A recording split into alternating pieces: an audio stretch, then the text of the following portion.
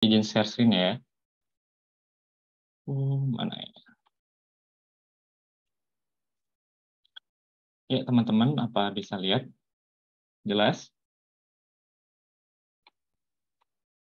Oh, terlalu cepat. Oke, Assalamualaikum warahmatullahi wabarakatuh. Stress Vice, Sampurasun semuanya, semoga sehat selalu.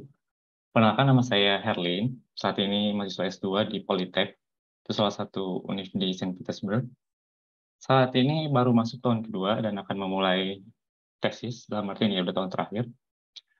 Oke, sekarang dapat kesempatan. Terima kasih atas perhatian juga udah merencanakan acara ini sangat baik dan memberikan kesempatan saya untuk sharing bersama teman-teman semua.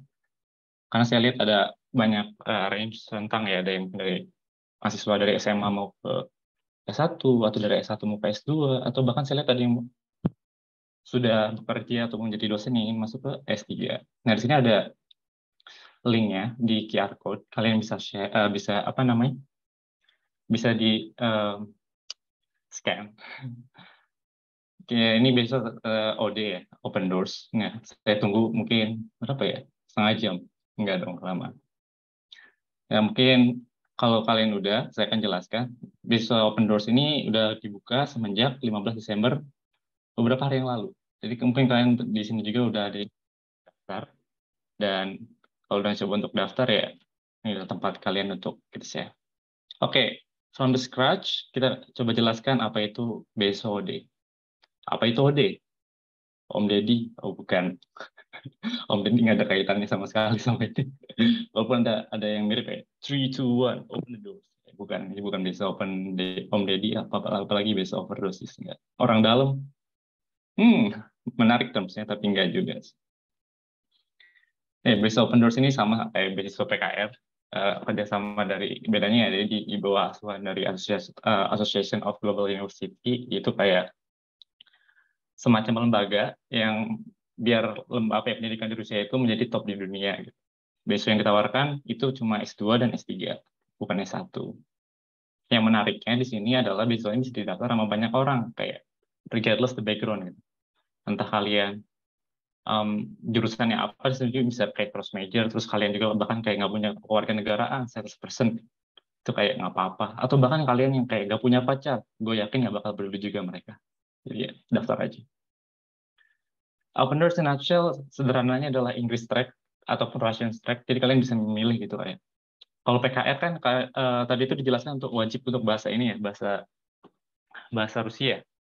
Tapi kalau Open Doors kalian bisa milih antara ikut bahasa Rusia ataupun ikut bahasa Inggris, pengantar bahasanya untuk kuliahnya. Atau kalian juga bisa kayak misalnya pengen bahasa Inggris nih, tapi ikut tetap PADVAK 1 tahun gitu juga bisa. Karena tetap kalaupun pengantarnya bahasa Inggris, itu tetap diperlukan untuk kehidupan sehari-hari. Atau kalian yang pengen misalnya part time, tetap harus diperhitungkan ya. Dan no minimum GPA, jadi kalau kalian khawatir kayak GPA saya kecil banget, apa itu bisa cross major. Terus TOEFL dan IELTS itu nggak dibutuhkan karena nggak jadi penilaian. Yang penting itu kalian bisa understand, kayak yang penting maksudnya tersampaikan. Nah, ini yang menarik kan, bahasa Inggris, bisa bahasa Inggris tapi nggak usah pakai sertifikat. Saya paham pada beberapa dari kalian kayak wah TOEFL IELTS susah, atau bukan nggak susah ya, masalah biaya, karena itu kan cukup lumayan bermodal ya, at least kayak 3 juta, dan ya itu cukup banyak. Dan requirement-nya sebenarnya sama kayak yang lainnya, cuma untuk first stage itu seleksi pas awal, yang kalian perlukan itu cukup transkrip di bahasa Inggris ataupun Rusia.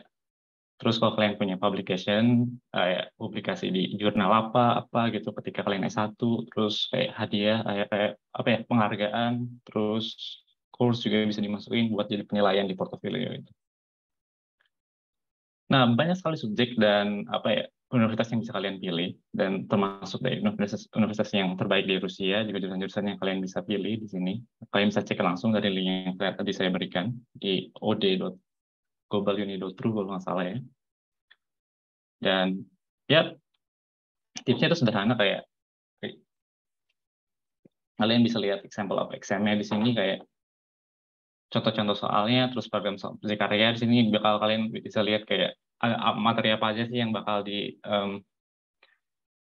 dilatih, bakal disoalkan, terus ada referensi-referensinya, dan ya kalian bisa cek langsung. Ya kurang lebih kayak CBT-SBMPTN. Terus sekarang kita coba bisa dibilang kayak mencoba mensimulasi cara daftarnya gimana, dan khusus dengan apa ya, ngelihat, dan sebagai contoh bagaimana waktu itu saya mendaftar, pengalaman saya kayak gimana. Nah, jadi ini saya dulu kan kayak lulusan fisika gitu, 10 semester, terus IPK di bawah 3, tapi nggak punya juga kayak IELTS atau TOEFL, terus bingung kayak pengen kerja juga ditolak sama apa namanya, HR, kayak kan IPK minimal 3 gitu. Atau mau daftar LPDP juga minimal 3 kan, minimal juga minimal ada 3,2, 3 segala macam. Bahkan kalau daftar PKR pun kayaknya saya nggak bisa karena minimal 3. Tapi ya, dan bahkan saya juga nggak punya publikasi gitu, udah IPK-nya kecil nggak punya publikasi, tapi pengen kayak lanjut gitu, cita-cita jadi peneliti. Gimana caranya? Jangan khawatir, mari kita lakukan semuanya ya, walaupun sambil nangis. Sedih sih emang. Oke, caranya gini. Pertama ya, daftar di websitenya tadi, Open Doors. Kalian harus milih kayak language preference-nya, entah Rusia atau bahasa Inggris. Kalau kalian senang bahasa Rusia, belajar, ya emang enggak. Preference bahasa Inggris, karena saya ngebayangin kayak, waduh, saya ngerjain skripsi aja puyeng pakai bahasa Indonesia atau bahasa Inggris. Nah, ini bikin tesis pakai bahasa Rusia. Bahkan ada yang kayak beberapa universitas kayak minimal 200 halaman, kayak oh my god, 200 halaman pakai bahasa Rusia. Menarik sih untuk yang suka tantangan.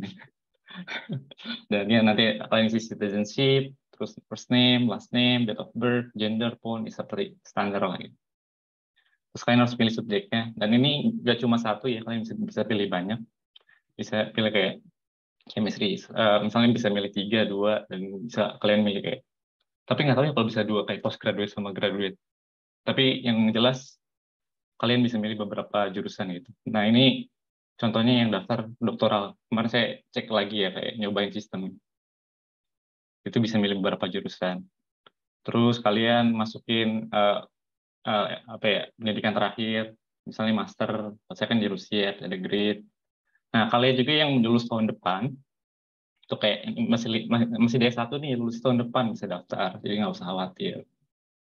Kayak masukin graduate thesis topiknya, terus diajarin bahasa Inggris atau enggak, kan siapa tahu ada yang kuliah bukan di Indonesia juga kan, mungkin ada di Bangkok, ada di negara lain. Terus masukin transkripnya yang sudah ditranslate entah bahasa Rusia ataupun bahasa Inggris. Dan kalian juga bisa milih universitasnya, bisa 1 sampai 6. Nah, untuk subjek sama universitas sebenarnya kalian harus riset sendiri, dan juga bisa tanya-tanya sama teman-teman alumni ataupun mahasiswa di Rusia yang lagi kuliah gitu, gimana subjeknya, terus kayak kuliahnya gimana sih di jurusan ini, di universitas tertentu, karena ini bakal ngaruh ke stipend yang bakal kalian dapat tiap bulannya, kan itu beda-beda gitu. Ada yang dapat cuma 2.000, ada yang bisa dapat 10.000, itu beda-beda.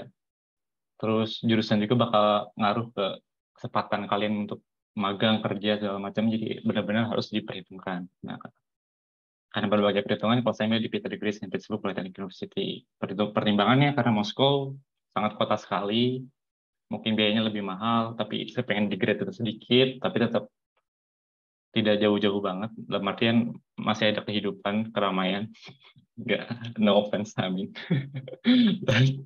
Yes, ya kayak gitu. Terus nanti kan isi portofolio kalian gitu. Mulai dari motivation letter, terus academic transcript, terus ini resume language provinsi sama English language provinsi itu kayak kalian bisa isi tapi nggak bakal dinilai pas awal. Tapi kalau udah punya sertifikatnya mungkin jadi nilai tambahan.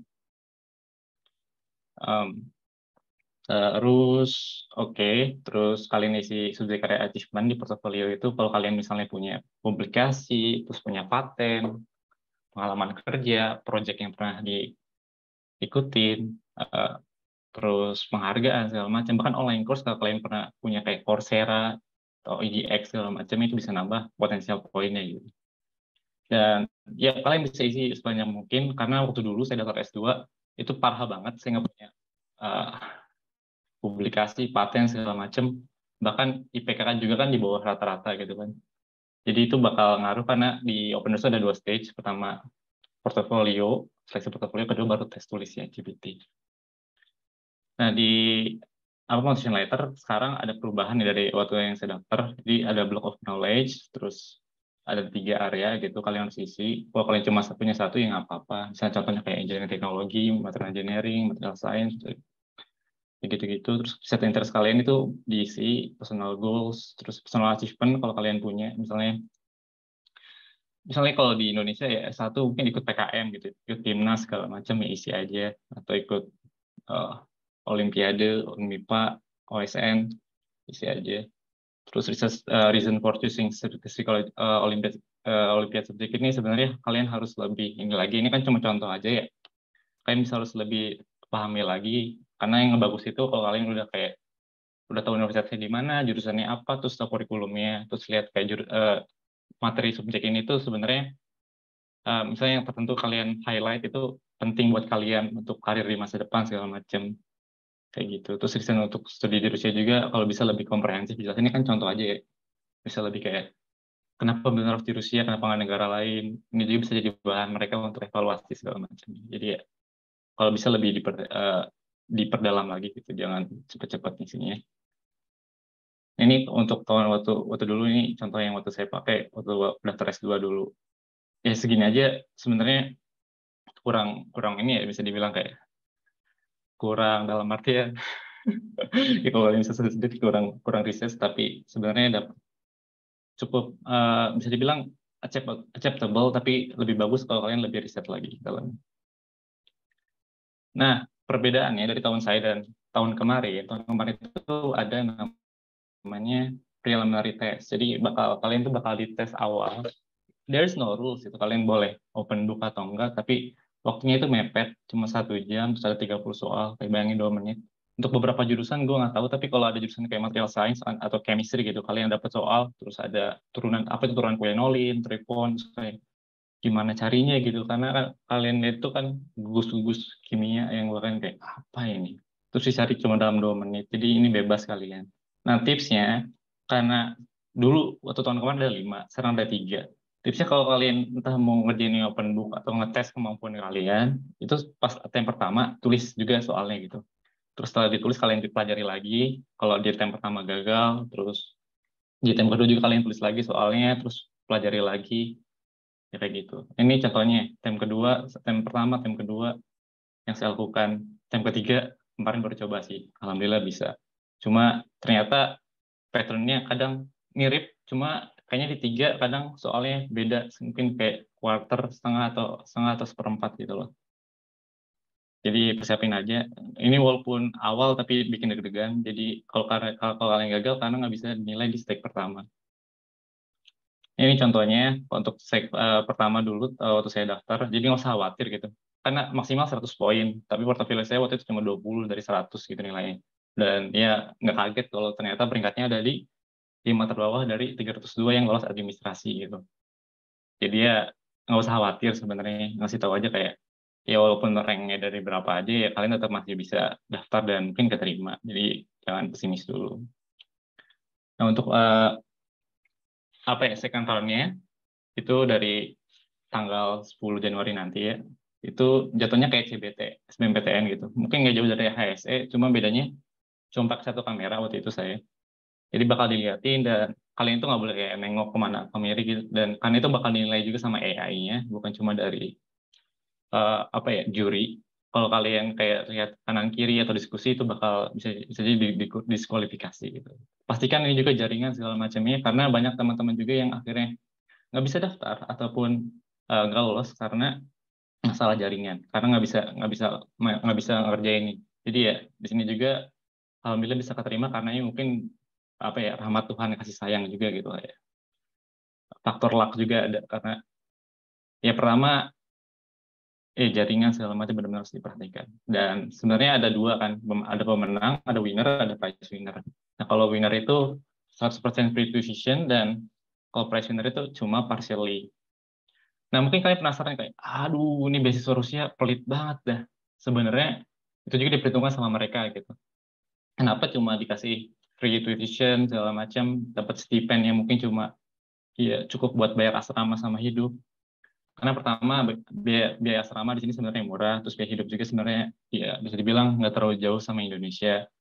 Jadi sebenarnya fine-fine aja. Terus kalian juga sekarang udah dibuka kesempatan apa ya untuk part time mulai dari tahun saya waktu itu. Jadi kayak benar-benar di-balancing gitu.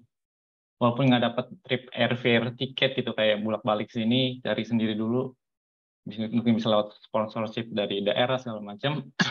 Tapi di sini kalian bisa survive at least. Dan ya emang sebenarnya persyaratan bahkan di PKR, saya juga ikut interview PKR waktu itu. Yang dicek adalah kemampuan kalian untuk survive di sini sih. Jadi funding itu benar-benar jadi penilaian yang cukup tinggi. Dan ini yang third round itu cuma buat itu cuma buat yang PhD, dan ini tuh bakal ada interview dan sama seperti interview lainnya dengan supervisor. Jadi kalian itu nggak milih subjek ataupun jurusan kayak literally, gitu. Kalian bakal milih ke arah supervisor yang karena kalau kita ngomongin PhD adalah kemampuan kita untuk menyelesaikan penelitian. Jadi yang bakal ditanya-tanya adalah topik kita dilihat atau enggak, kemampuannya cocok apa enggak, berminat apa enggak. Jadi lebih bisa lihat kayak kesiapan kita untuk menyelesaikan penelitian dan untuk apa ya? Karena kan kalau kita ngomongin tentang PhD study itu kayak gimana caranya mahasiswa ini tuh bisa kayak punya passion lebih karena bakal belajar terus-terusan gitu 4 tahun dengan segala apa ya keterbatasan yang ada, juga bisa kemungkinan untuk mendapatkan grants kan karena kan dibutuhkan passion passion yang cukup tinggi sih. Well, so far seperti itu. Ini ada IG dari apa namanya Open Doors Indonesia. Dan kalau kalian punya pertanyaan lebih tentang ini, kalau nggak sempat dijawab di sini, bisa ditanya langsung, bisa lewat Instagram, WhatsApp yang ada di grup yang udah di-provide sama panitia. Dan ini ada QR code kalau kalian pengen cek kayak testimoni di apa ya, kuliah saya di Master Politek. And thank you atas waktunya dan semoga bermanfaat. Saya kembalikan lagi pada Sabin.